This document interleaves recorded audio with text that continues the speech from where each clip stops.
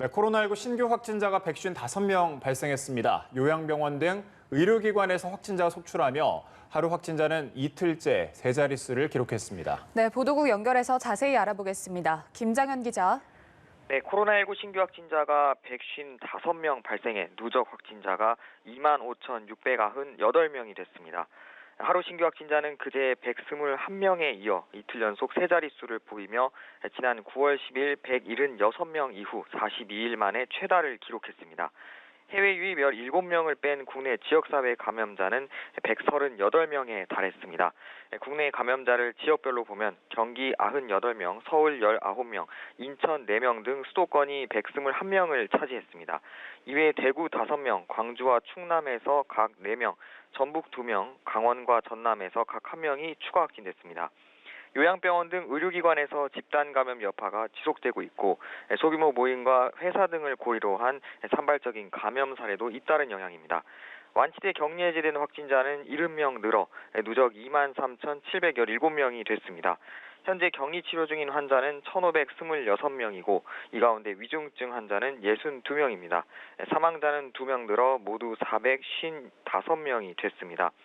중앙재난안전대책본부는 주말을 앞두고 클럽 등 유흥시설 방문을 자제하고 다음 주 할로윈데이를 앞두고 지난 5월 이태원 클럽과 같은 집단 감염 사태가 발생하지 않도록 주의를 당부했습니다. 네, 독감 백신을 맞은 이후에 사망 신고가 들어온 사례가 전국에서 30건, 30명이 넘었다고요? 네, 그렇습니다. 전국에서 독감 백신을 접종한 뒤 숨졌다는 사례가 32명에 달하는 것으로 파악됐습니다. 정세균 국무총리는 오늘 0시 기준 전국에서 접수된 백신 사망 신고 현황을 이같이 밝혔습니다.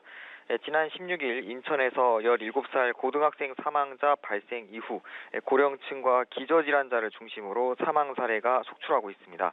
인천에서 처음으로 보고된 17살 고등학생 사망 사례 관련해서는 국립과학수사연구원이 백신 접종과 관계가 없다고 밝혔습니다. 질병청은 현재 백신과 사망 간의 직접적 연관성은 확인되지 않았다며 아직 백신 접종을 중단할 상황은 아니라는 입장을 재확인했습니다. 지금까지 확인된 사망 사례 관련 백신은 1개 회사가 아닌 5개 회사에서 제조됐고 제조 번호도 대부분 달랐기 때문입니다.